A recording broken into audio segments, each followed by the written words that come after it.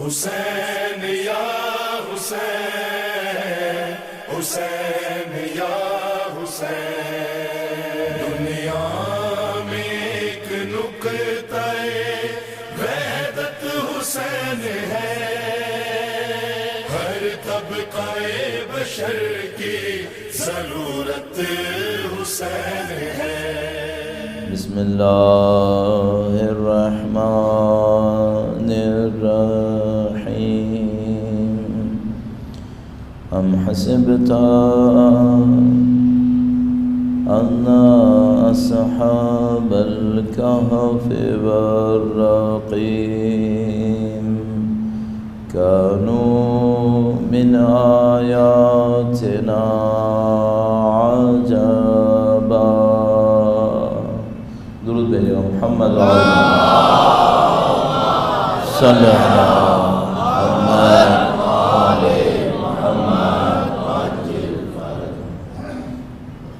پروردگار عالم کا لطف و کرم ہے، انتہائی احسان ہے، اس نے ہمیں اہل بیت اطہار علیہ السلام کی محبت سے، ان کی مودت سے نوازا ہے، ان کے راستے پہ چلنے کی سعادت نصیب فرمائی ہے۔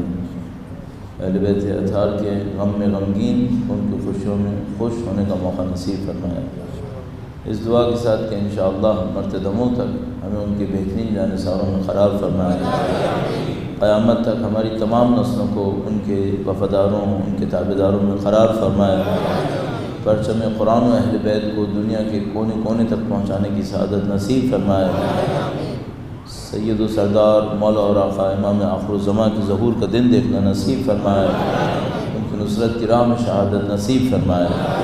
تمام دعاؤں کی قبولیت کے لیے وقت کے امام کی نظر لطف کے حصول کے لیے درود بھیجیں محمد وآلہ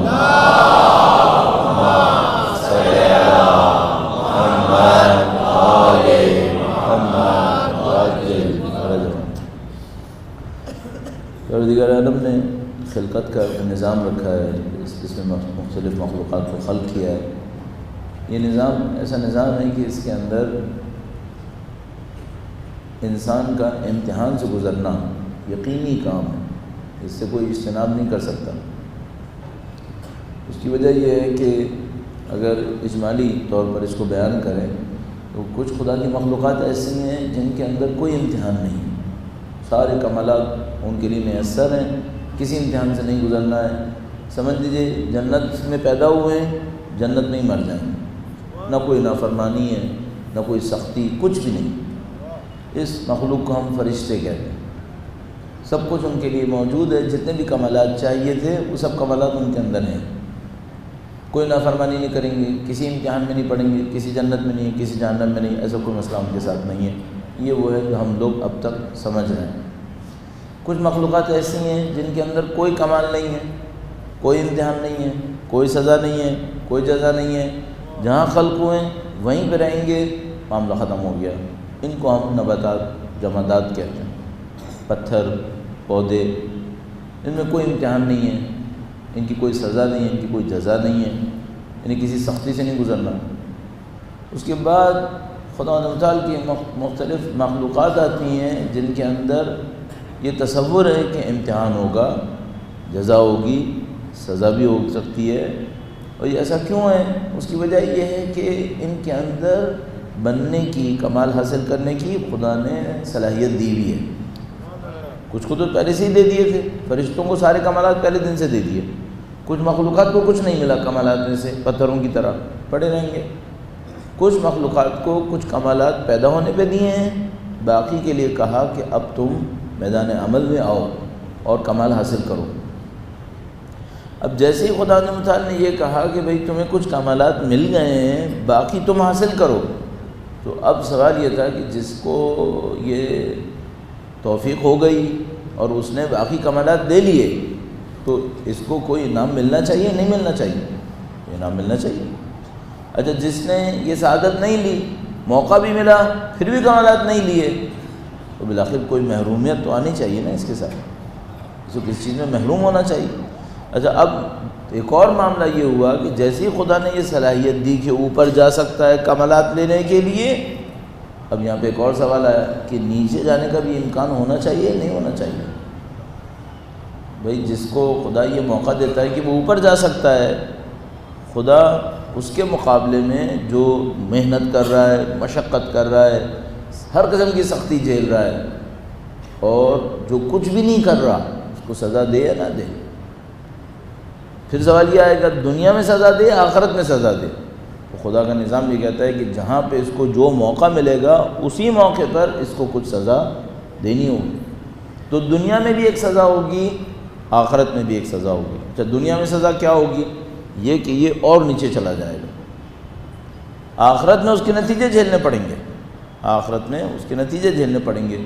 یہ جو ہماری مخلوق، ہم جو مخلوق خدا ہیں، اور ہماری جو کیٹیگری ہے خلقت کے اندر، ایسی کیٹیگری ہے اوپر بھی جا سکتی ہے اور نیچے بھی جا سکتی ہے، اعلیٰ علیین اسفل سافلین۔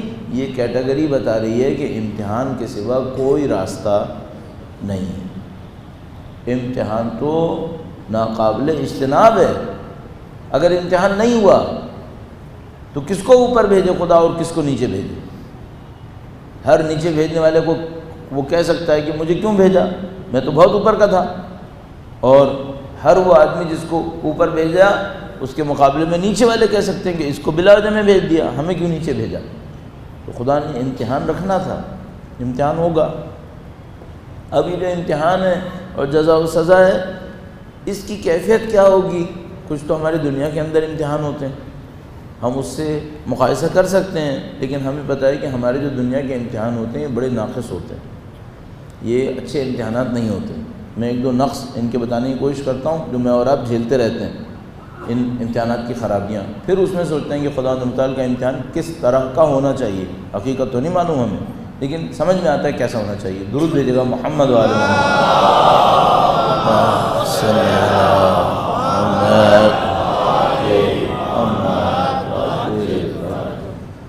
امتحان اگر کسی کا ہو رہا ہے تو ایک بنیادی اصول ہے کہ امتحان میں ایکول اپرچونٹی سب کو ملنی چاہیے، برابر کا موقع سب کو ملنا چاہیے۔ جیسے آپ اس اصل کی بات کرتے ہیں برابر کا موقع سب کو ملنا چاہیے، ہماری دنیا کے سارے امتحان غلط ہو جاتے ہیں، سارے امتحانات غلط ہو گئے۔ کیوں؟ مثلاً آپ نے 25 بچوں کو کلاس 7 کے اندر ایک ہی ٹیچر ایک ہی کلاس میں بٹھا کے 25 بچوں کو پڑھا دیا، یہ آپ نے برابر کا موقع دے دیا سب کو۔ اس کے بعد ایک ہی دن میں ایک ہی پیپر سے ایک ہی جیسی انوائرمنٹ کے اندر سب کا امتحان دے لیا، تو یہ برابر کا موقع ہو گیا۔ یہ سوال یہ ہے کہ بھئی ان کے گھروں میں کیا گزر رہی تھی؟ 25 بچے تھے، 25 بچوں کے گھروں میں کیا گزر رہی تھی؟ تو کیا وہ گھر بھی سب کے برابر تھے کیا؟ نہیں، کسی کے گھر میں پہلے سے ہی ماحول ایسا تھا کہ وہ پڑھ سکے، کسی کے گھر میں ماحول ایسا تھا کہ وہ نہیں پڑھ سکے۔ اچھا یہ جو آپ نے نمبر دیے ہیں یہ گھر والوں کو دیے ہیں یا بچوں کو دیے ہیں؟ آپ نے تو بچوں کو دے دی، یہ نمبر تو آپ کو گھر والوں کو دینے چاہیے تھے کہ بھئی تم فیل ہو گئے۔ یہ کوئی گھر والوں کو فیل نہیں کرتا ہے، بچوں کو فیل کرتا ہے، یہ تو بات غلط ہو گئی۔ دوسرا مسئلہ یہ ہے کہ کلاس 7 سے تو آپ نے شروع کیا ہے، اس کا کچھ بھروسہ ہے کہ کلاس 1 سے 5 تک یہ کیا کر رہا تھا بیچارہ؟ سب برابر کے تھے کیا؟ نہیں، سب برابر کے نہیں تھے، کوئی کہیں اور تھا، کوئی کسی اور جگہ پہ تھا۔ اچھا پھر حادثات ہو جاتے ہیں، عین امتحان سے 2 دن پہلے ایک بچے کو بخار ہو گیا، آپ نے دوسری امتحان میں بٹھانا ہے اسے۔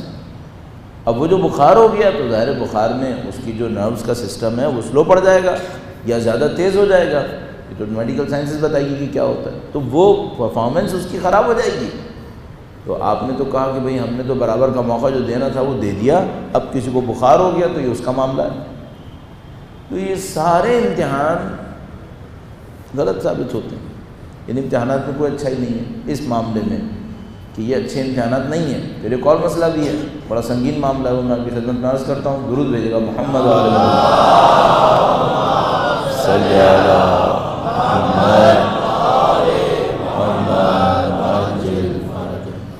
ہم جب پڑھاتے تھے تو کتنی دفعہ ایسا ہوتا تھا، کوئی بچہ ہوتا تھا اس کے بارے میں معلوم کرتے تھے بھئی کتنا پڑھا اس نے، پتہ چلا کہ اس نے صرف آخری 1-2 راتوں میں کچھ پڑھا ہے، نمبر بھی اچھے لے آیا۔ کوئی اور بچہ بیچارہ پڑھ کے مر جاتا تھا اور نمبر بھی اس کے اچھے نہیں آتے تھے، ہم ہی لوگ دیتے تھے۔ اچھا ہمیں پتہ تھا کہ بھئی یہ جو بچہ ہے جس نے 2 رات پڑھا ہے بڑے اچھے نمبر آئے، بالآخر اس کا کوئی IQ کا لیول اچھا ہے، اس کی کوئی انڈرسٹینڈنگ اچھی ہے. مثلا اگر پیپر انگریزی میں ہو رہا ہے تو اس کی انگلش اچھی ہے, پیپر سے کوئی تعلق نہیں ہے, انگلش اچھی ہے, وہ کہیں نہ کہیں ایگزامنر کو متاثر کر ہی دیتا ہے اور اس کو نمبر مل جاتے ہیں. اچھا, اب جس بچے نے کی آئی کیو لیول کم تھا اس نے تو ایفرٹس کی مثلا 90%, اور جس کا آئی کیو لیول زیادہ تھا اس نے ایفرٹس کی 30%, لیکن 30% والے کے نمبر زیادہ آ گئے. تو یہ انصاف ہوا کیا؟ یہ تو انصاف نہیں ہوا. ہمارے امتحان میں یہ بھی خرابی ہے. اب ان سب کو آپ جمع کریں, جتنی خرابیاں آپ کو سمجھ میں آتی ہیں سب جمع کریں, اس کے بعد پوچھو خدا کیسا امتحان لے گا اور خدا کیسے جزا دے گا, کیسے سزا دے گا. تو پھر آپ کو اور مجھے سمجھ میں آتا ہے. مثلا پوری سوسائٹی میں سب لوگ رہ رہے ہیں, سب کے اندر آن ایوریج فرض کر لیتے ہیں 60% طاقت تھی, ایک بندے میں 90% طاقت تھی, اس کی اپرچونیٹیز 90% پہ تھیں. اب وہ کچھ محنت کرتا ہے اور 70% رزلٹ لے لیتا ہے, باقی لوگوں کے پاس 60% سے زیادہ کا امکان ہی نہیں تھا. انہوں نے ساری جد و جہد کی, 60% رزلٹ لے آئے. اور ہماری دنیا میں کون جیتے گا؟ جو 70% لائے. صحیح ہے. اللہ کے نظام میں ایسا نہیں ہوگا, قطعاً نہیں ہوگا. اس کا مطلب کیا ہے؟ عین ممکن ہے, میں اپنے اوپر رکھ کے کہہ دیتا ہوں, مثلا میں بظاہر دین کی بڑی خدمت کرنے کی کوشش کر رہا ہوں, ممکن ہے کہ ایک جمعدار مجھ سے زیادہ قیامت کے دن مقام لے لے. کیوں؟ اس نے اپنی زندگی کی 100% ایفرٹس دین کے لیے کر لی, 100% دین کے لیے کر دیا. جو کچھ کر سکتا تھا بندہ خدا اپنے آپ کو کچل کے اس نے دین کے لیے کر دیا. اب میرا کام جو زیادہ لگ رہا ہے شاید میری توانائی کا 30% تھا, میں 100% کر سکتا تھا, میں نے 30% کیا, لیکن چونکہ اپرچونیٹیز میری زیادہ تھیں تو میرا کام زیادہ لگنے لگے گا. دنیا میں تو چل جائے گا, آخرت میں نہیں چلے گا, آخرت میں نہیں چلے گا. اب اس وجہ سے بہت دفعہ ایسا ہوتا ہے کہ مثلا ہمارے پاس جو الہی نظام ہوتا ہے اس کے اندر وہ لوگ اللہ کے نزدیک مقام رکھتے ہیں جنہیں کوئی جانتا بھی نہیں ہے, کوئی نہیں جانتا, کوئی نہیں پوچھتا, کوئی نہیں سمجھتا. اب جو بڑے بڑے نامی گرامی ہوتے ہیں نہیں معلوم اللہ کے نزدیک کوئی مقام ہے بھی یا نہیں. بعض اوقات دونوں چیزیں جمع ہو جاتی ہیں, نامی گرامی بھی ہے, اللہ کے نزدیک مقام بھی ہے, اور یہ بھی ہوتا ہے کہ نامی گرامی نہیں ہے اور اللہ کے نزدیک مقام بھی نہیں ہے. بس ظواہر سے کچھ طے نہیں ہو سکتا, ظاہری چیزوں سے کچھ طے نہیں ہو سکتا. میں اور آپ اپنے آپ کو خوش نہیں کر سکتے. ہمیں اور آپ کو یہ دیکھنا پڑے گا کہ بھائی ایک موقع آئے گا اور خدا ہم سے ہماری توانائیوں کے بارے میں سوال کرے گا. اتنی تمہارے پاس توانائی تھی, تم نے کیا یا نہیں کیا؟ وہ جواب مجھے اور آپ کو دینا پڑ جائے گا.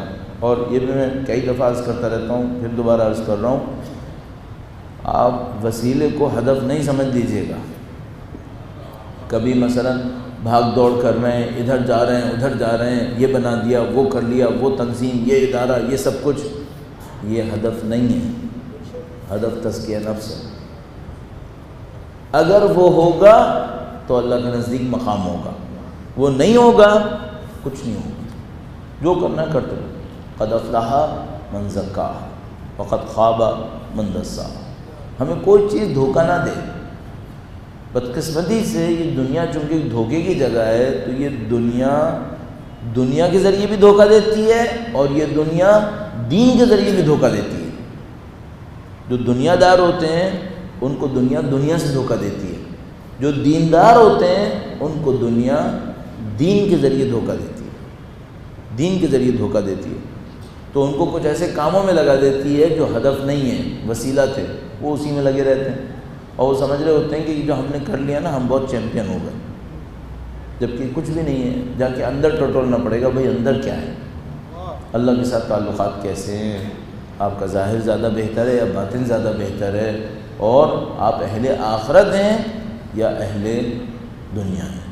اصل کہانی یہاں پہ سماپت ہوتی ہے. درود بھیجیں محمد و آل محمد صلی اللہ محمد. اچھا, اسی بات سے متصل کرتے ہوئے ہمیں اور آپ کو ایک بہت اہم پوائنٹ چاہیے ہوتا ہے دین کے اندر. فرد کو بھی چاہیے ہوتا ہے, قوم کو بھی چاہیے ہوتا ہے. وہ کیا ہے؟ ہمت بلند رکھے, ہمت بلند رکھے. بہت ساری قومیں اس وجہ سے نہیں مرتی کہ ان کی آزمائش سخت تھی، امتحان سخت تھا، اس وجہ سے نہیں مرتے۔ تو خوبصورتی تو دین کے اندر یہ ہے کہ جو امتحان لینے والا ہے اس کو جب تک ہماری کامیابی کا یقین نہیں ہوتا وہ امتحان لیتا ہی نہیں۔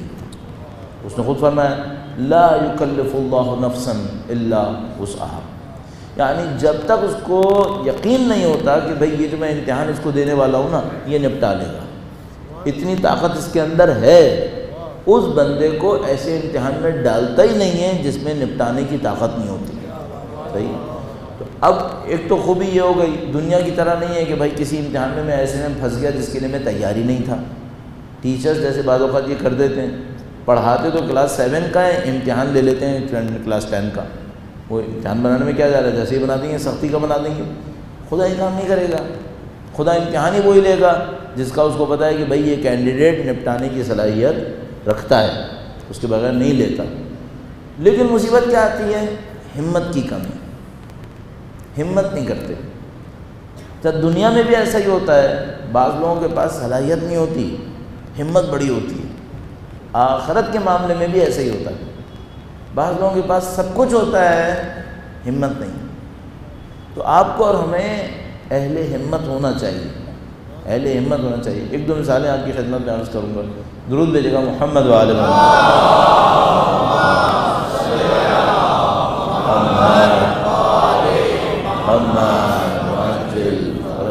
مجھے آپ کے سامنے ہمت کی مثال دینی ہے۔ صحیح؟ سب سے پہلے تو آدمی یہ سوچے کہ بھائی اگر میرے سامنے کوئی مشکل کام آتا ہے تو میں خدا کا شکر کرتا ہوں یا خدا سے گلہ کرتا ہوں۔ جیسے میرے سامنے کوئی مشکل کام آتا ہے، دین کے نام پر، دنیا کے نام پر کوئی مشکل کام آ گیا، شکوہ کرتا ہوں یا شکر کرتا ہوں؟ اگر میں شکوہ کرتا ہوں تو یہ تو میں نے بہت کام خراب کر دیا۔ اگر میں نے گلہ کیا، کیوں؟ بھائی اگر مشکل کام میرے سامنے آئے گا ہی نہیں تو میں ترقی کیسے کروں گا؟ ترقی تو وہی کرے گا نا جو قربانی دے گا۔ ترقی نہیں کریں گے اگر آپ کے پاس کوئی امتحان ہی نہیں آ رہا۔ ہمارے پاس روایات موجود ہیں، اللہ کے رسول کسی گھر میں تشریف لے گئے، وہاں پر ایک منظر دیکھا کہ ایک دیوار کے اوپر ایک مرغی نے انڈا دیا، وہ زمین پہ گرا، نہیں ٹوٹا۔ اللہ کے رسول نے دیکھا، صحابی نے دیکھا یہ عجیب معاملہ ہے، مرغی کا انڈا گرا ٹوٹا ہی نہیں ہے۔ تو اس سے پوچھا کہ بھائی یہ کیا ہے؟ اس نے کہا کہ میرے گھر میں کوئی مشکل نہیں آتی، کوئی نقصان نہیں ہوتا، میرا نہ کوئی برتن ٹوٹتا ہے نہ کوئی انڈا ٹوٹتا ہے، کچھ نہیں ہوتا۔ اللہ کے رسول نے کہا کہ بھائی چلتے ہیں، اس کا کھانا نہیں کھا سکتے ہم۔ اور صاحب نے کہا کیوں اللہ کے رسول؟ فرمایا کہ کیسا بندہ ہے جس کو خدا کسی امتحان میں ڈالتا ہی نہیں، کوئی مشقت ہی نہیں ہے اس کی زندگی میں، کوئی آسانی ہے۔ اگر یہ مومن ہوتا تو مشقت میں تو ہوتا، کچھ نہ کچھ تو مصیبت بھی آتی۔ مومن تو ہو ہی نہیں سکتا کہ کسی مشکل میں نہ آئے۔ اب پتہ نہیں کتنی روایات ہمارے پاس موجود ہیں کہ بھئی یہ جو مومن ہوتا ہے یہ امتحانوں سے گزرتا ہے، یہ سختیوں میں جاتا ہے۔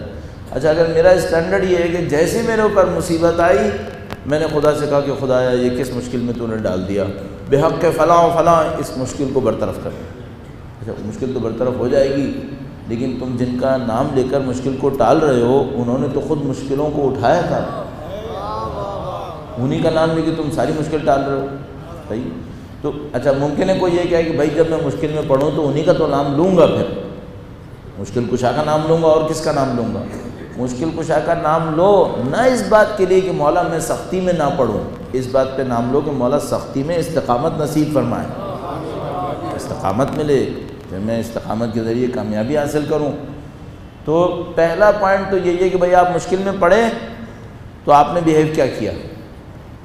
بعض اوقات کیا ہوتا ہے، مثلاً ہم لوگ ہوتے ہیں اداروں کے اندر ہوتے ہیں، گھروں کے اندر ہوتے ہیں، ہم کہ کوئی کام سامنے رکھتے ہیں، کسی کو بولتے ہیں مثلاً تم یہ کرو، اور دیکھتے ہیں کہ بھئی یہ مزہ نہیں آیا، ٹالنے کی موڈ میں، تو ہم فوراً کہتے ہیں اچھا چلیں رہنے دو، وہ آدمی کر دوسرا کر۔ کیوں؟ مجھے کوئی جبر ہے کہ تم سے کرواؤں؟ مجھے کوئی مصیبت آئی؟ آپ بتائیے، مثلاً اللہ کو دین کے نام پر کسی کو کام دینا ہے، کوئی کمی ہے؟ پتھروں سے کروا لے گا، درختوں سے کروا لے گا، پرندوں سے کروا لے گا، جاہل سے عالم کا کام کروا لے گا، کام کروانا ہے نا، کروا لے گا، کوئی مسئلہ نہیں۔ تو خدا کو تو کوئی کمی نہیں ہے۔ اگر میرے سامنے دین کا ایک کام آیا اور میں نے خدا سے کہا خدایا یہ کیا مشکل آ گئی، خدایا مجھے اس مشکل سے نکال دے، کوئی اور کام کر لے گا، تم نہیں کرو گے کوئی اور کرے گا۔ لیکن کیا تمہارے پاس موقع آیا، تم نے ہاتھ سے گنوا دیا بلا وجہ، کیوں؟ تمہارے اندر ہمت نہیں تھی، ہمت سے جو آگے بڑھ لیتے، کہتے ہیں خدا تیرے دین کا کام ہے، کوئی تو کرے گا، میں کروں گا۔ ہمارے ایک جاننے والے تھے ایرانی، وہ کہنے گے کہ ایک دفعہ جنگ کے زمانے میں پلاننگز ہوتی ہیں، بہت ساری پلاننگز ہوتی ہیں، تو اس میں سارے کمانڈرز وغیرہ بیٹھے ہوتے ہیں، تو وہ بھی ایک علاقے کے کمانڈر تھے، تو وہ کہنے گے کہ وہ جنگ میں بڑی کوارڈینیشنز ہوتی ہیں، جب کوئی حملہ ہو رہا ہوتا ہے تو کئی دسیوں ہزار لوگ انوالو ہو رہے ہوتے ہیں، لوگوں کی جانیں خطرے میں ہوتی ہیں، بہت ساری کوارڈینیشنز ہو رہی ہوتی ہیں۔ تو انہوں نے کہا کہ وہ جناب ایک حملے کی پلاننگ ہو رہی تھی، اس حملے کے اندر ایک پارٹ تھا کوئی پتہ نہیں 4-5 ہزار لوگوں کی موومنٹ کا، وہ بڑا ہی خطرناک تھا کہ اگر وہ خراب ہو گیا تو وہ 4-5 ہزار تو گئے، وہ تو سارے کے سارے فارغ ہو جائیں گے، باقی لوگوں کا بھی پتہ نہیں، ان کو واپس آنا پڑ جائے گا، حملہ بند ہو جائے گا، تو بڑا کرٹیکل پارٹ تھا۔ تو کہنے لگے کہ وہ جو ہائیسٹ کمانڈ تھی اس نے سب کمانڈرز کو بٹھا کر کہا کہ کون لیتا ہے یہ پارٹ، کون لے گا؟ اب سب کی جان نکلی تھی کہ بھائی 5,000 بندے ہاتھ میں آئیں گے، یہ تو اگر خدا نہ کرے خراب ہو گیا تو چلو میں تو مارا سا مارا، یہ 5,000 بندے بھی تو مرنے والے ہیں، اس کا کیا ہوگا، اور پھر پورا حملہ خراب ہو جائے گا۔ تو وہ جو جن سے ہم بات کر رہے تھے وہ کہنے لگے کہ میں نے پتہ نہیں کیا دماغ میں نے کہا میں لوں گا۔ تو کہنے لگے میرے سارے دوستوں نے مجھے کہا کہ تمہیں پتہ ہے تم کیا کر رہے ہو؟ تو اس نے کہا کہ بھئی کوئی نہیں لے رہا تھا، کوئی نہیں لے رہا تھا، جنگ تو ہونی ہے، دشمن سے تو لڑنا ہے، کوئی تو کرے گا تو میں کروں گا۔ تو ان لوگوں نے کہا کہ تم کرو گے کیسے؟ تو اس نے کہا مجھے موقع دو، مجھے 2 دن دو، میں 2-3 دن میں پھر بتاتا ہوں کیسے کروں گا۔ کہا ٹھیک ہے بھائی۔ تو وہ خود بندہ خدا بتا رہا تھا، کہنے کہا کہ میں بس وہیں محاذ سے نکلا اور میں سیدھا مشہد آیا۔ کہنے لگا اب میں محاذ سے جب نکلا تو وہی وردی پہنا ہوا، وہی جوتے، مٹی میں اٹا ہوا بندہ خدا، کہنے لگا میں وہاں سے نکلا، میں مشہد آیا، امام کے روضے کے سامنے کھڑا ہوا۔ تو جب میں روضے کے سامنے کھڑا ہوا تو سب لوگ اندر جا رہے تھے، تو کہنے لگا میں نے سب کو دیکھا تو سب لوگ ٹھیک ٹھاک تھے، مثلا لباس بھی صحیح، کسی کے پہ مٹی نہیں۔ کہنے لگا میں نے اپنے آپ کو دیکھا تو میرے جوتے بھی پھٹے ہوئے، مٹی میں ڈھیر۔ تو کہنے لگا میں نے مولا کی طرف دیکھ کر کہا کہ مولانا آپ کو میرے اوپر رحم نہیں آ رہا کہ میں مسکین، میں پھٹے ہوئے جوتے، میرے کپڑے، میری حالت دیکھیں آپ اور یہ کام دیکھیں، میرے اوپر رحم کریں اور یہ کام مجھے بتا دیں کیسے ہوگا، میں آپ کے سامنے آیا۔ تو اب دیکھو اس نے کیا کیا، بڑا کام لے لیا اور بڑے در پر آ کر کام کو نپٹا۔ یہ عقل مند آدمی اپنے اوپر اعتماد کر کے نہیں لیا، اپنے اوپر اعتماد کر کے لیتا تو غلط کر دیتا، اس نے امام پہ اعتماد کر کے کام لے لیا۔ کہا مولا آپ کا کام ہے، میں لے کے آ گیا ہوں، اب آپ میرے اوپر رحم کر دیں، میرے پاس اپنے پلے کچھ نہیں ہے، آپ ہی کروا سکتے ہیں، میں نہیں کر سکتا یہ کام۔ تو جب کام کا موقع آئے نا، بڑھیں پھر ہمت دکھائیں تھوڑی۔ اچھا یہ بھی ہے کہ بھائی کوئی ایک آدمی کہے کہ بھائی ہر آدمی ہر کام نہیں کر سکتا، ہاں یہ بات بھی سمجھ میں آتی ہے، لیکن اگر آپ کو لگ رہا ہے کہ آپ کر سکتے ہیں، چانس لینا ہے تو پھر چانس لے لو، خاص کر اگر کوئی اور نہیں کر رہا، خاص کر اگر کوئی اور نہیں کر رہا۔ عجیب تواضع ہے جو اہل بیت ہمیں سکھاتے ہیں۔ ایک روایت میں آپ کی خدمت میں عرض کر رہا ہوں، اہل بیت اطہار کیسے لوگوں کو تربیت کرتے تھے۔ درود بھیجے گا محمد و آل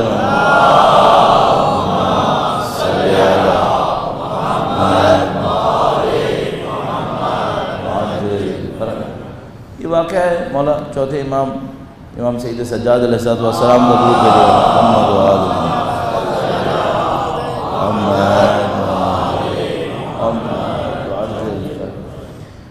رشتہ داروں میں کوئی ایک رشتہ دار تھا، میری ذہن سے ابھی اس کا نام نکل رہا ہے بندہ خدا کا، تو وہ فوت ہو رہا تھا، اس کا احتضار کی حالت تھی، تو اس نے رشتہ داروں کو جمع کیا، من جملہ رشتہ داروں میں امام بھی تشریف لائے، امام بھی تشریف لائے، باقی لوگ بھی آئے۔ تو اس بندے خدا نے لوگوں کے سامنے کہا کہ میں اور آپ کی جو دوستی رفاقت ہے وہ آپ سب لوگوں کو پتہ ہے کہ ہم نے زندگی مل کے گزاری ہے، کہنے لگا میرا جانے کا وقت ہے اور مجھے صرف ایک مشکل ہے کہ میرا کچھ قرضہ ہے، وہ میرا قرضہ رہ گیا ہے، تو اگر آپ لوگ مدد کرو تو یہ قرضہ کوئی ختم کر لے تو میں سکون سے مر جاؤں گا، میں سکون سے مر جاؤں گا۔ تو امام فوراً کہا کہ تمہارے قرضے کا 1/3 1/3 میں کر لوں گا. تو امام نے کہا 1/3 میں کر لوں گا. اس کے بعد امام خاموش ہو گئے. تھوڑی دیر تک خاموشی رہی, کوئی اور والنٹیئر نہیں ہوا, کوئی اور آگے نہیں بڑھا. امام دوبارہ کھڑے ہوئے, فرمایا باقی بھی میں کر لوں گا, باقی بھی میں کر لوں گا. تو اس کے بعد مثلا گویا لوگوں کے ذہن میں سوال آیا کہ بھئی آپ نے شروع سے کیوں نہیں کہا, شروع سے کہہ دیتے. تو امام نے چاہا کہ امام نے فرمایا کہ میں یہ نہیں چاہتا تھا کہ میں سارا لے لوں اور لوگوں کے بھلائی کے کام میں شرکت کا دروازہ بند کر دوں. میں یہ نہیں چاہتا تھا. فرمایا میں شروع سے سارا لے سکتا تھا, لیکن میں نے چاہا کہ میں 1/7 لے لوں, 1/3 لے لوں, باقی اگر کوئی کار خیر میں شرکت کرنا چاہتا ہے تو کر لے. جب کام رہ گیا تو میں نے کہا کہ میں باقی بھی کر دوں گا. صحیح ہے, یہ اعلیٰ ہمت ہے. اعلیٰ ہمت ظاہر ہے کہ امام نے کیا کیا, اعلیٰ ہمت دکھائی. پہلے تو لوگوں کو موقع دیا کہ وہ بھی شامل ہو جائے.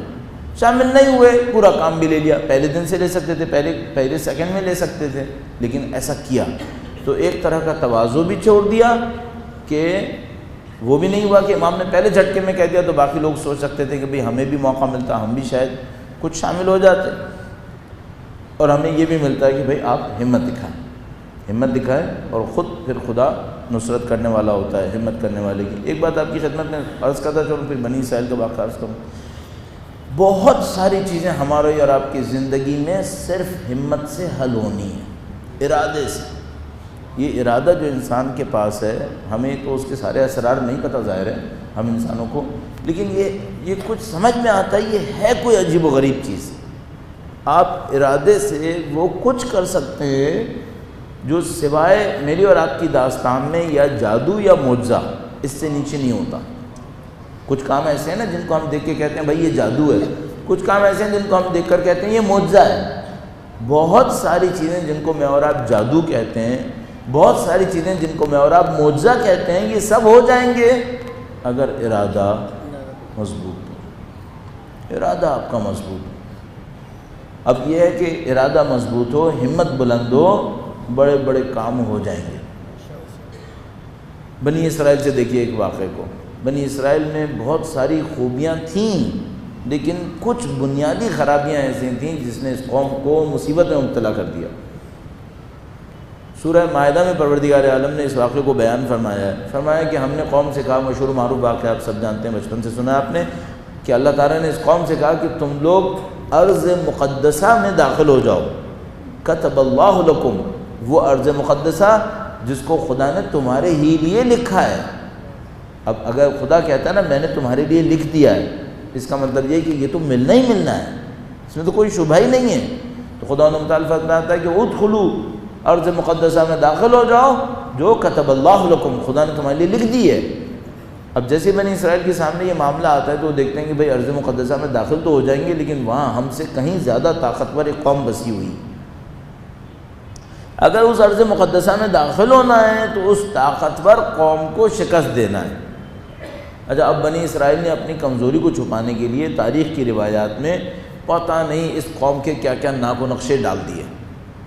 وہ مثال کے طور پر میں کسی سے پٹ کے آ گیا تو مجھ سے کوئی پوچھے وہ کتنا بڑا تھا, تو اب ظاہر ہے کہ مجھے ٹھیک ٹھاک لمبا چوڑا ہیکل بتانا ہے تاکہ یہ جسٹیفائی ہو کہ میں پٹ کے کیوں آیا ہوں. تو بنی اسرائیل نے بھی یہی کیا, کہا کہ بھئی وہ جو ارض مقدسہ میں قوم رہ رہی تھی وہ اتنے لمبے فٹ کے تھے, اور ان کے پاس یہ تھا, وہ پتہ نہیں کیا کیا, جس کو ہم لوگ اسرائیلیات کہتے ہیں, مصنوعیات گڑھ دی.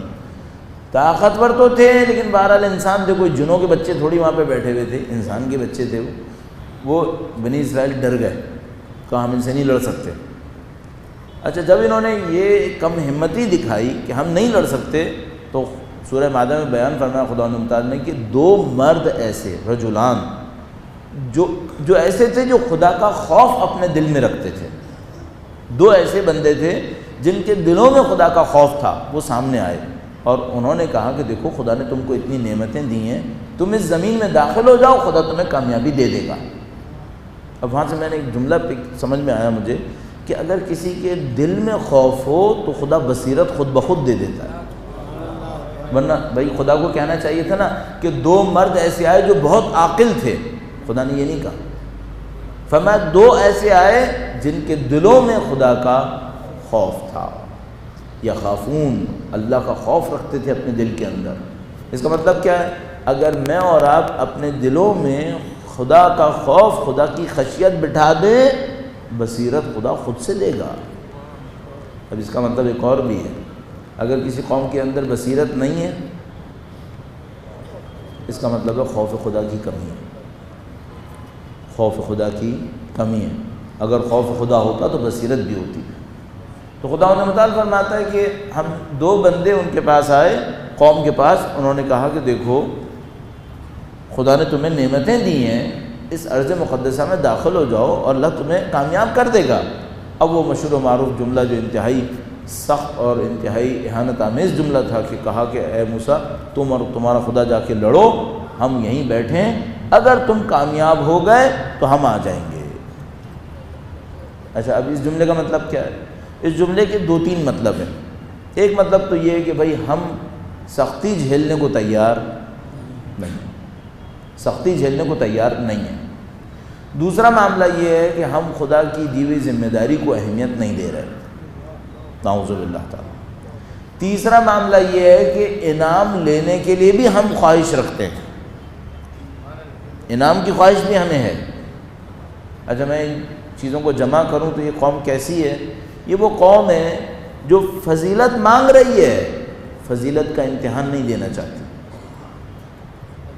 کسی قوم کے ساتھ ایسا نہیں ہوگا۔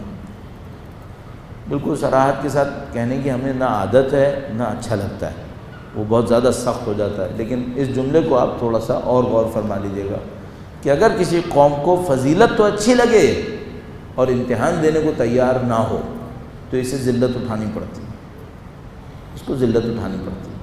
اب آپ ہمارے کچھ محلوں میں چلے جائیے، وہاں صاحبان فضیلت بیٹھے ہیں جن کو سوائے اپنی فضیلتوں کے بیان کرنے کی فرصت نہیں ہے۔ اچھا، ان سے کوئی پوچھے کہ اس فضیلت کے لیے امتحان دینے کو تیار ہو؟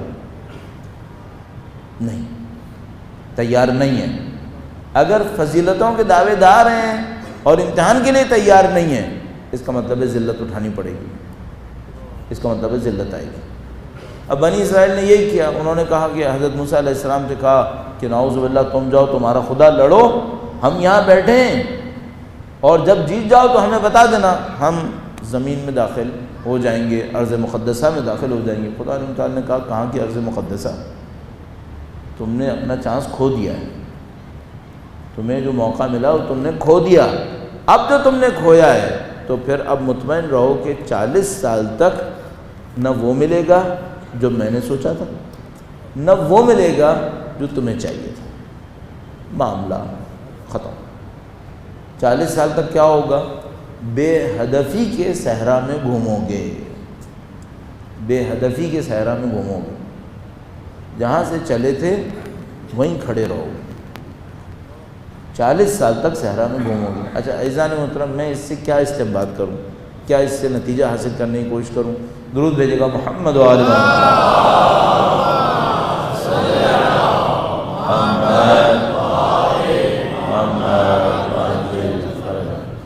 اس سے پہلے کہ میرے ذہن سے نکل جائے، میں آپ کی خدمت میں عرض کرتا چلوں کہ ہم 10 دن کی مجالس کا ارادہ کر رہے تھے، لیکن 10 دن کی مجالس ہو نہیں پائیں گی ایک سفر کی وجہ سے، تو ہم کل کے دن آخری مجلس میں حاضر ہوں گے اور اس کے بعد پرسوں مجلس نہیں ہو سکے گی، تو صرف کل 9 دن مجموعی طور پر ہم مجلسیں کر پائیں گے، مجالس کر پائیں گے۔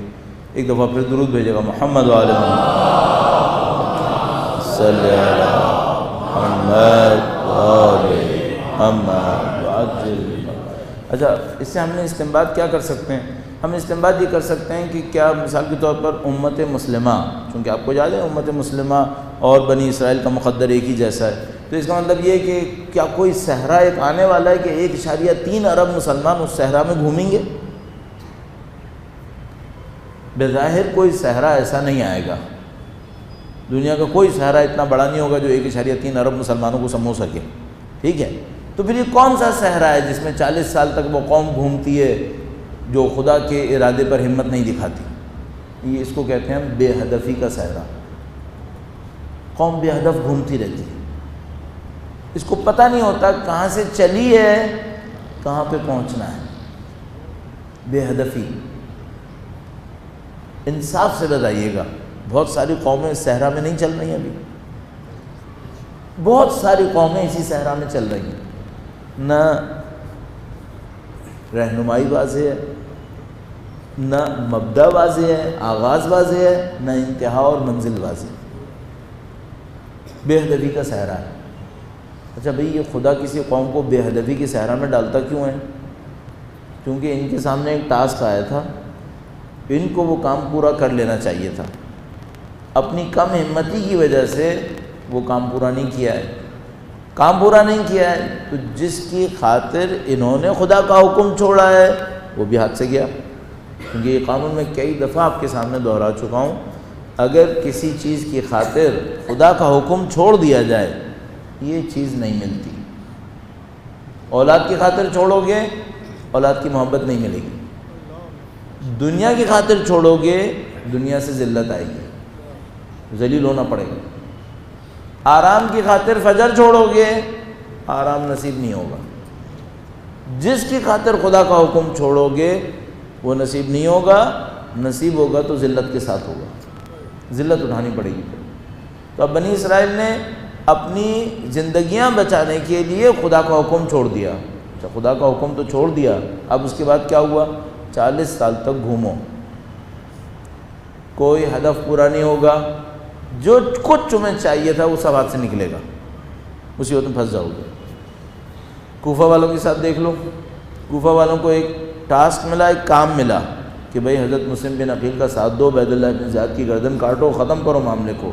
اتنا سا داؤلہ مارا تھا، جو مشہور و معروف جملہ موجود ہے کہ بھئی اگر 10 آدمی بھی قبیلہ بنی مزدہ کے چلے جاتے اندر تو یہ داؤلہ مارا نہیں بچنا تھا، عبید اللہ بن زیاد کو شکست ہو جاتی۔ کیوں نہیں گئے؟ ہمت کم کر لی، جانے بچانے کے لیے بھاگنے کو تیار ہو گئے، اس کے بعد جان بچ گئی۔ پھر آیا حجاج بن یوسف کہ جس نے کشتوں کے پشتے لگا دیے، عزتوں کو ذلتوں میں تبدیل کر دیا۔ یہ مصیبت آتی ہے تو ہمیں کرنا کیا ہوتا ہے؟ ہمیں یہ دیکھنا ہوتا ہے کہ بھئی جس ٹائم پر خدا کے حکم کی طرف سے کوئی ہمیں کام ملے، یہ کام ہم لوگ جیسے کہتے ہیں نا، یہ کام کم قیمت پہ ہو جائے گا، لیکن اگر یہ کام نہیں کیا اب کام بھی نہیں ہوگا اور قیمت بھی بھاری ہوگی، قیمت بھی بھاری ہوگی۔ تو بنی اسرائیل کو بھاری قیمت دینی پڑ گئی۔ 40 سال میں کتنے لوگ صحرا میں مر گئے ہوں گے حساب نہیں ہے، کتنی دفعہ پیاسے رہے ہوں گے معلوم نہیں ہے۔ اچھا، اگر یہ اس قوم جبار پہ حملہ کر دیتے تو 40 سال میں جتنے مرے تھے اس کے شاید 10% بھی نہ مرتے، کوئی بے عزتی بھی نہیں آتی، چند جنازے لے کر عزت کے ساتھ ارض مقدسہ میں داخل ہو جاتے، جو خدا نے ان پہ لکھی بھی تھی پہلے سے ہی، ڈاؤٹ بھی نہیں تھا کہ ملے گی یا نہیں ملے گی، نہیں قطعی تھا کہ ملے گی۔ سید الشہداء قطعاً سب کو وعدہ دے رہے تھے کہ جو ہمارے ساتھ ہوگا اسے عزت ملے گی، عزت نہیں جائے گی کہیں۔ لیکن بدقسمتی انسانوں کی، یہ جو دنیا سے اٹیچمنٹ ہے یہ مروا دیتی ہے۔ دنیا سے جو اٹیچمنٹ ہے، ہر برائی کی جڑ حب الدنیا رأس کل خطیہ، ہر برائی کی جڑ اس دنیا کی محبت میں، کام کے لیے آگے نہیں بڑھنے دیتی، انسان کو پیچھے لے کر زمین کے اندر گاڑ کے رکھ دیتی ہے، اور اس کے بعد نہ کام پورا ہوتا ہے نہ زندگی بنتی ہے۔ ہم پاکستانیوں کے ساتھ مجھے بعض اوقات ڈر لگنے لگتا ہے کہ کہیں کسی ایسی مصیبت میں نہ پھنس گئے ہوں، یہ بے ہدفی کی ایک مصیبت آئی بھی ہے، اس میں نہ پھنس گئے ہوں۔ تو اچھا، اس کا علاج کیا کیا جائے؟ اس کا علاج یہ کیا جائے کہ اپنے قبلے کو صحیح کر لیا جائے، یعنی انفرادی طور پر ہر آدمی اپنے کام کو صحیح کر لے۔ اچھا، اپنے کام کو صحیح کیسے کرے؟ نمبر 1، بہت جلدی جلدی عرض کروں اب اس کو، درود بھیجے گا محمد و آل محمد صلی اللہ علیہ۔ پہلی بات تو یہ کہ بندے خدا دینے والے بنو، لینے والے مت بنو۔ ہر آدمی یہ سوچے مجھے سوسائٹی کو کچھ دینا ہے، لینے کے چکر میں مت رہو۔ بہت بڑی مصیبت ہے جو کسی قوم پر آتی ہے، وہ یہ کہ قوم کا ہر بندہ اپنے حق ڈھونڈ رہا ہوتا ہے، اپنی ذمہ داری بھول رہا ہوتا ہے. مثلا اپنے اوپر رکھ لیتا ہوں تاکہ آپ کو برا نہ لگے. مثلا میں یہ سوچوں میرے لیے قوم نے کیا کیا, مجھے کیا ملا. اچھا میں کیا کر رہا ہوں, میں اپنے حق ڈھونڈ رہا ہوں کہ میرے حقوق مجھے ملے یا میرے حقوق مجھے نہیں ملے. تو بھائی پہلے اس سے کیوں نہیں شروع کرتے کہ جو ذمہ داری میں نے اوپر تھی وہ میں نے انجام دی یا نہیں دی. سب سے پہلے اس کا سوال کرو کہ بھائی میرے اوپر کوئی ذمہ داریاں بھی تو تھیں, وہ ذمہ داریاں میں نے انجام دی یا نہیں دی. اگر وہ میں نے ذمہ داریاں انجام دی ہیں اور مجھے حق نہیں ملا تو خدا پہ چھوڑ دو کہ بھائی میں نے خدا کی خاطر کیا تھا نا, تو شکوہ کس بات کا, بندوں سے کیوں کہوں, اللہ پہ چھوڑو. خدا تو کسی کا قرض اپنے اوپر نہیں رکھے گا, خدا تو چکا دے گا. تو عزیزان محترم سب سے پہلا پوائنٹ یہ ہے کہ بھائی آپ دین کو دینے کی سوچیں. اب ممکن ہے کوئی یہ کہ ہم تو دین کو دینے کی سوچ رہے ہیں, لوگ غلط کر رہے ہیں. عزیزان محترم کوئی میری جنت میں نہیں آ سکتا, کوئی مجھے جہنم میں دھکا نہیں دے سکتا. میں نے اپنی آخرت خود بنانی ہے. نعوذ باللہ یزید کے دور میں بھی میں رہ رہا ہوں نا, تب بھی یزید مجھے جہنم میں نہیں ڈال سکتا. لا یضرکم من ضل اذا اہتدیتم, صریح قرآن کریم کی آیت کریمہ انتہائی صریح ہے, اس میں کوئی شبہ نہیں ہے, کوئی مجمل لفظ نہیں ہے. ہرگز تمہیں نقصان نہیں پہنچا سکتا وہ جو گمراہ ہوا اگر تم ہدایت پا جاؤ. لا یضرکم, ہرگز تمہیں نقصان نہیں پہنچا سکتا. کون؟ من ضل, جو گمراہ ہوا. کب؟ اذا اہتدیتم, جب تم ہدایت پا جاؤ. تو عزیزان محترم میں اور آپ اتنا سا کریں, اپنی ذاتی زندگی کے خول سے, شیل سے تھوڑا سا باہر. ہر آدمی کی ذاتی زندگی میں اتنے مسائل ہوتے ہیں ان سے نکلنے کا ٹائم نہیں ملے گا. دنیا اسی کو کہتے ہیں. اتنا پھنس جاتا ہے, ابھی میرے بچے چھوٹے ہیں مجھے ان کو یہ کرنا ہے, ابھی میرے بچے بڑے ہیں ان کی یونیورسٹی آئے گی, پھر یہ ہو جائے گا, پھر ان کی شادیاں کرنی ہیں. ذاتی زندگی سے نکلنے کا ٹائم کسی کو ہے ہی نہیں. آپ کچھ کرنا ہے تو آپ کو اپنے شیل سے باہر نکلنا ہوتا ہے. اچھا اب انسان کی اور بات کہتا ہے بھائی میں کرنے کو تیار ہوں, کوئی ہے ہی نہیں جو میری صلاحیتوں سے فائدہ اٹھائے. بندے خدا اپنی صلاحیتوں سے خود فائدہ اٹھاؤ, معاشرے کے لیے کچھ کر لو. ممکن ہے کوئی یہ کہے کہ بھائی کچھ بھی کرو پیسہ چاہیے ہوتا ہے, کچھ بھی کرو بندے چاہیے ہوتے ہیں. یہ تو خدا کو بھی تو پتہ ہے. تم نے خدا سے مانگا ہوتا کہ کوئی ایسا کام سکھا دے جس کے لیے اس کے بغیر بھی میں کر لوں, اسی سے شروع کر لو. بڑے بڑے کام دنیا کے ایسی چھوٹی چھوٹی جگہوں سے شروع ہوئے ہیں جو کسی آدمی نے اپنی ریسورسز پہ شروع کیا, خدا نے برکت دے دی اس میں. ہمارے اور آپ کے پاس کوئی عذر نہیں ہے.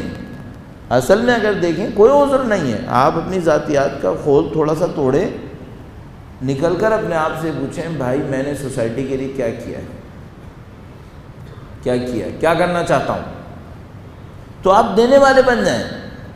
جیسے ہی آپ دینے والے بنیں گے خدا برکتیں بھی نازل کرے گا, راستوں کو بھی آسان کرے گا, اچھے بندوں کو آپ کو ملوا بھی دے گا. کوئی مشکل نہیں ہے, خدا ہی کام کرے گا. بھائی چونکہ خدا کو تو دنیا میں کام کروانے ہیں نا. میں ہمیشہ یہ سوچتا ہوں کہ بھائی خدا وہ کمپنی ہے جس کے دروازے پہ ہمیشہ لکھا ہوتا ہے کہ جابس خالی ہیں. وہ کبھی اپنے دروازے پہ لکھتا ہی نہیں ہے کہ جاب ختم ہو گئی ہیں, یہاں کسی ملازم کے لیے گنجائش نہیں ہے. وہاں تو ہمیشہ لکھا ہوتا ہے کہ بھائی ویکینسیز اوپن ہے, جس نے اپلائی کرنا ہے اپلائی کرے. اور ریجیکشن کا کوئی چانس ہی نہیں ہے. ریجیکشن کا تو کوئی چانس ہی نہیں ہے. آپ کی مرضی ایم ڈی بننا ہے, چلو ایم ڈی بنو. کسی بندے خدا نے بہت اچھا کہا کہ بھائی ہمت کو بلند رکھو. دیکھو مثلا اگر حسن نصر اللہ چاہتے تو ایک مسجد کے پیش امام بننے کی برابر نیت کرتے, خدا مسجد کا پیش امام بنا دیتا. اچھا مسجد کا پیش امام چھوٹی بات ہے؟ نہیں, چھوٹی بات نہیں ہے, بڑی بات ہے, لیکن اس سے بڑا کام بھی اس کے ساتھ بھی ہو سکتا ہے. تو انہوں نے کہا کہ شاید نصر اللہ نے اللہ سے یہ کہا ہو کہ خدایا میں تیرے امام کی غیبت میں تیری امام کی نصرت کا لشکر بنانا چاہتا ہوں. ہمت اتنی بڑی دکھائی, خدا نے اتنا بڑا کام کروا لیا. آپ اور میں بھی ہمت دکھائیں. امام خمینی نے کتنی بڑی ہمت دکھائی ہوگی اس زمانے میں، جس زمانے میں مولوی کا کام مدرسے سے باہر کچھ سمجھا ہی نہیں جاتا تھا. انہوں نے کہا میں حکومت بناؤں گا، اسلام پھیلاؤں گا، میں یہ کروں گا، میں وہ کروں گا. اللہ نے موقع دے دیا، چلو بھائی تم کرو، آپ ہمت دکھاؤ. اور صرف ہمت دکھانا کافی نہیں ہے، کچھ ہلو بھی، کوئی حرکت بھی کرو، کچھ آگے بڑھو. مثلا امام خمینی نے شاگرد بنائے، شہید مطہری کو بنایا، شہید بہشتی کو بنایا.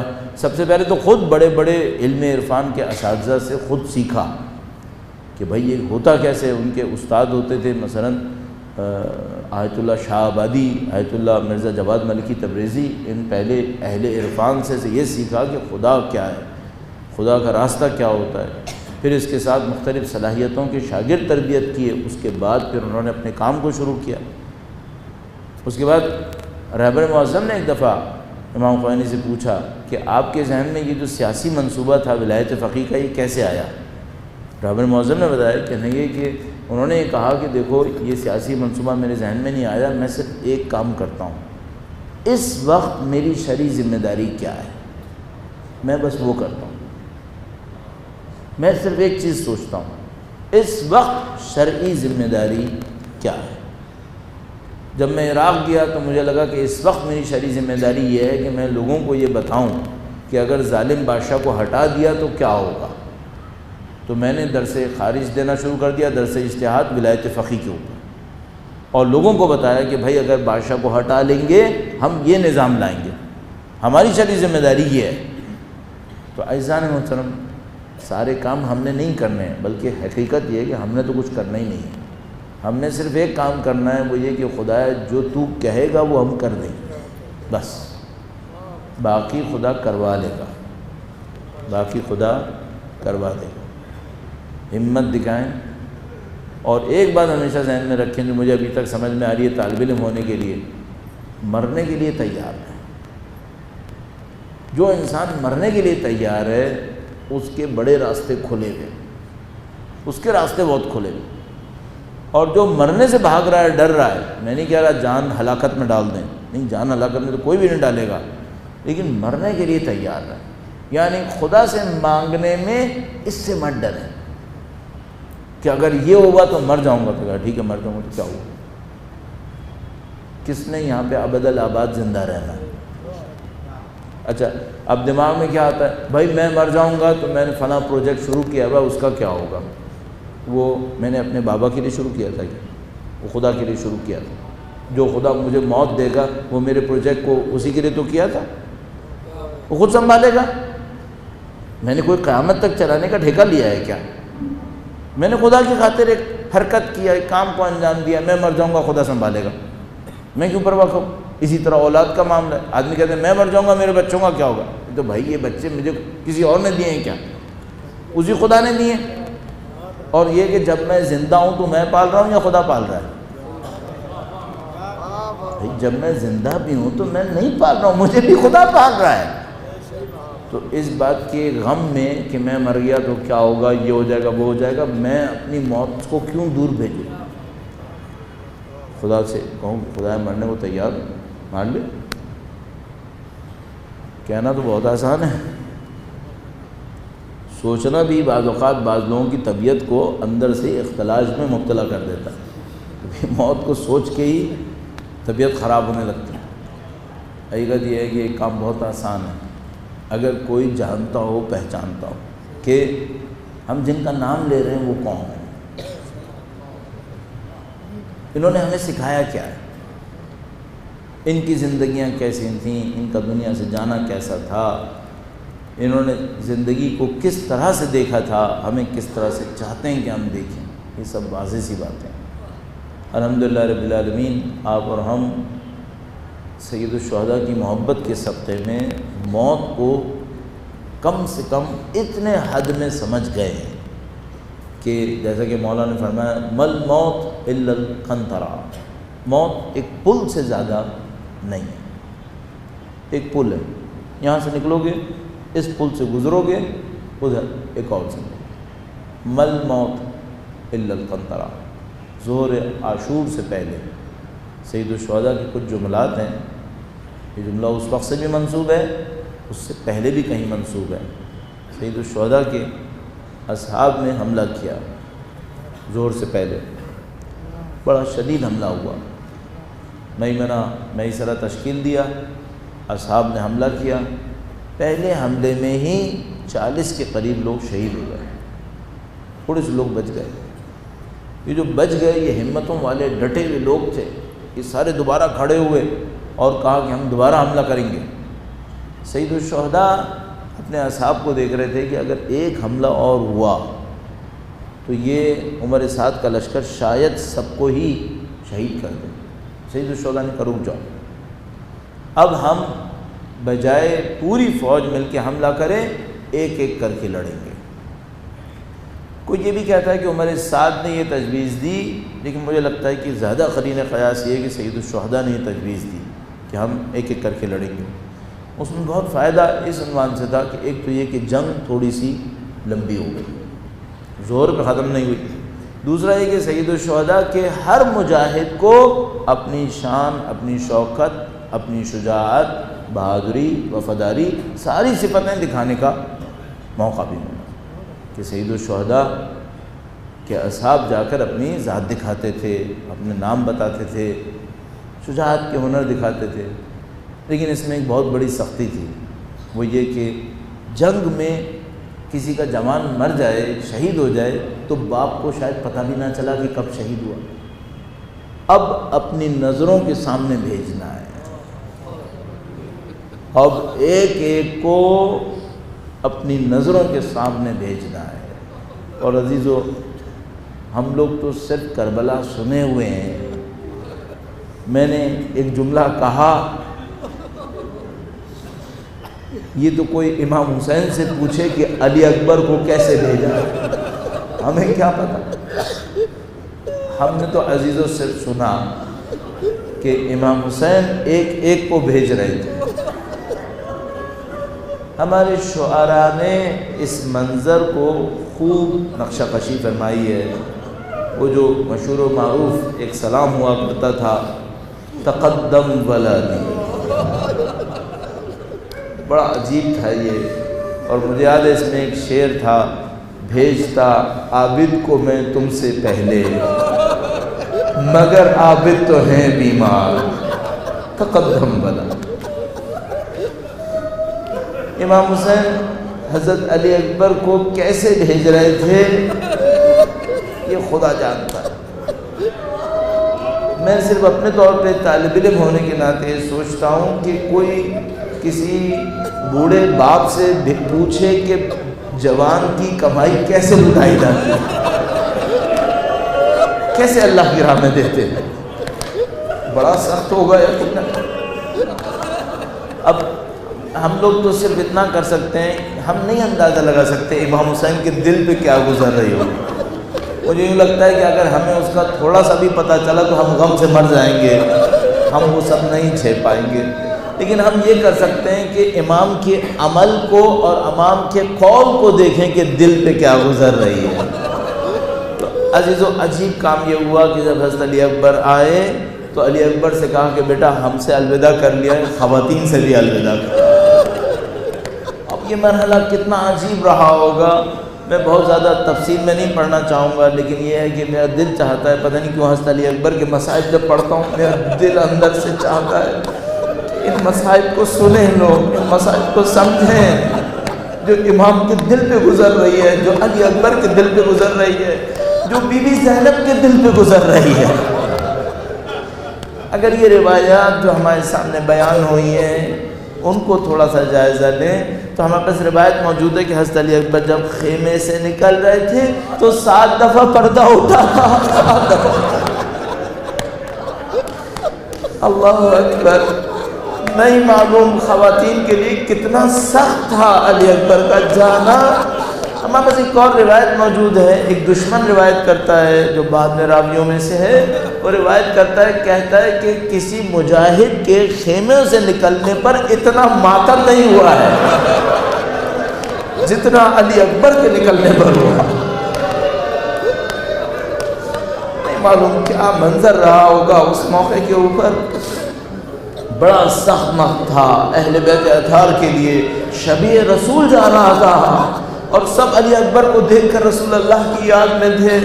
بس ایک موقع پر جب سید الشہداء نے علی اکبر کو بھیجا تو 2 روایات یہاں پر بیان کرتے ہیں. علی اکبر سے کہا کہ بیٹا دشمن تک پہنچنے سے پہلے مڑ مڑ کے مجھے ضرور دیکھنا. دوسری روایت بیان کی اور اس میں راوی بیان کر رہا ہوتا ہے, کہتا ہے کہ جب علی اکبر کو الوداع کہہ دیا, علی اکبر گئے تو امام حسین خود بھی تھوڑا پیچھے کی طرف گئے. نہیں معلوم اس کو میں کس طرح سے عرض کروں آپ کے سامنے. اس کے بعد جب حضرت علی اکبر زمین پر گرے ہیں اور بیچ میں وہ آئے, انہوں نے پانی مانگا, وہ ظاہر ہے بہت سخت مرحلہ رہا ہوگا امام حسین کے لیے. بس حضرت علی اکبر جب زمین پر گرے ہیں تب ہمارے پاس ایک اور روایت ہے, بڑی عجیب روایت, اور فرمایا کہ علی اکبر آواز دیتے رہو تمہارے باپ کو دکھائی نہیں دے رہا. عیناً ممکن ہے, بالکل ممکن ہے. آپ کو یاد ہے کہ مولا ابو الفضل کے لیے کہا تھا میری کمر ٹوٹ گئی. تو جوان بیٹا قرۃ العین ہوتا ہے, آنکھوں کی ٹھنڈک ہوتا ہے. یہ بالکل ممکن ہے کہ امام حسین نے کہا ہو کہ اکبر تیرے بعد دکھائی نہیں دیتا. اس کے بعد سید الشہداء علی اکبر کے سامنے پہنچے ہیں. نہیں معلوم الوداع ہوا ہے, نہیں معلوم الوداع نہیں ہوا ہے, لیکن ایک جملہ تاریخ میں منقول مربوط ہمارے پاس کہ سید الشہداء نے علی اکبر سے کہا کہ وَعَلَى الدُّنْيَا بَعْدَكَ الْعَفْوَا, اکبر تیرے بعد دنیا میں خاک, اب اس دنیا میں کچھ نہیں ہے میرے. وَعَلَى الدُّنْيَا بَعْدَكَ الْعَفْوَا,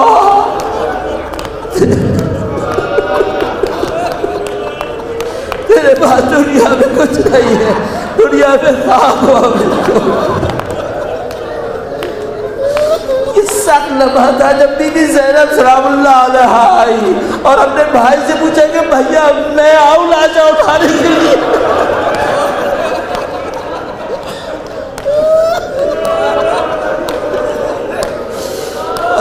لعنت اللہ علی القوم. آج تو ایک روایت میں ذہن سے نکل رہی ہے, میں ضرور عرض کرنا چاہ رہا ہوں. آج تو ہم نے سنا ہے پرچی لگی تھی حضرت علی اکبر کو. نفس المحموم کے اندر شیخ عباس قمی لکھتے ہیں جب اکبر دشمن کے پاس پہنچے تو انہوں نے شمشیر اور نیزے مارے علی اکبر کو. فَقَتَلُوهُ إِرْبًا إِرْبًا, علی اکبر کو نیزوں سے ٹکڑے ٹکڑے کیا. فَقَتَلُوهُ إِرْبًا.